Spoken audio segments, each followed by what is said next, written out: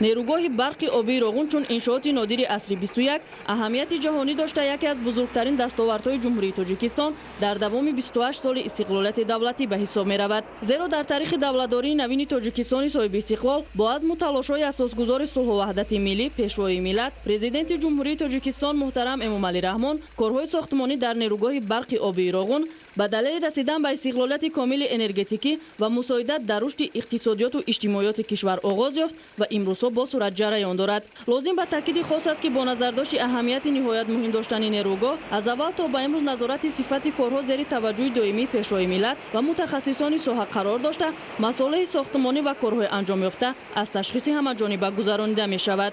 در نیروگاه برقی آبی روغن کار شبانه روزی دوام داده ایستاده شده است.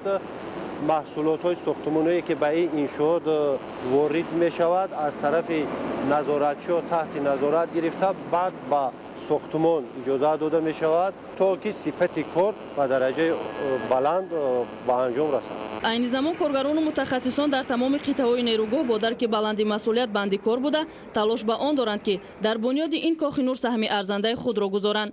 فعلا طبق معلومات موجوده چون دیگر قطعه‌های ساختمانی در سربند اساسی و سربند پایانی نیروگاه نیز متخصصان صاحب تجربه جلب شده همه آنها این شب روز برای بنیاد این قسمت مهم انشاءات کمر همت بستند. طبق نشانداد متخصصان فعلا برای انجام کارهای ساختمانی در سربند پایانی به حساب میانه 26 ماشین و مکانیزم با جلب زیادی کارگران کار میکنند. این زمان کارهای ساختمانی در سمت تازه نمودن و پیوستن سربند پایانی به قسمت راست ادامه دارد. حال ما در سربند اساسی در سطح 995 قرار داریم که این زمان کارهای ساختمانی رفته ایستادند.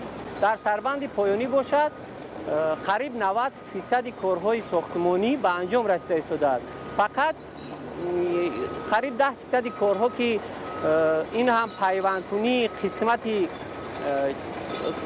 ساحل چپ می باشند کارها ادامه یافته است. با نظرداشت اجرای سریع دستور سپارش‌های پرزیدنت جمهوری تاجیکستان محترم امامعلی رحمان این شب روزها کارهای ساختمانی در نقب ساختمانی قبت سوم نیروگاه برق آبی روغن است طبق لایحه در سطح ضروری به راه مانده شده است. لازم به تاکید خاص است که درازی عمومی نقب اس 1858 متر را تشکیل داده اینچنین آن دارای چند نقب یاری رسان و نقلیاتی می باشد. به اطلاع متخصصان کارهای ساختمانی اساساً در نقب ساختمانی قبت سوم قریب پورا انجام یافته.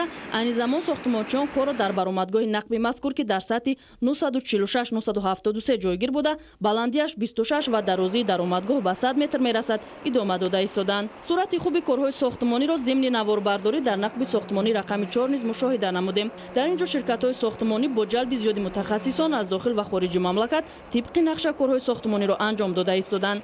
طبق نشانداد مسئولین در نقب ساختمانی چهارم و درآمدگاه آن کارها با مرام ادامه داشته متخصصان اساساً این شب روزها کارهای زمینی، حفاری و ارماتوربندی نقب را با صفت بلند انجام می‌دهند.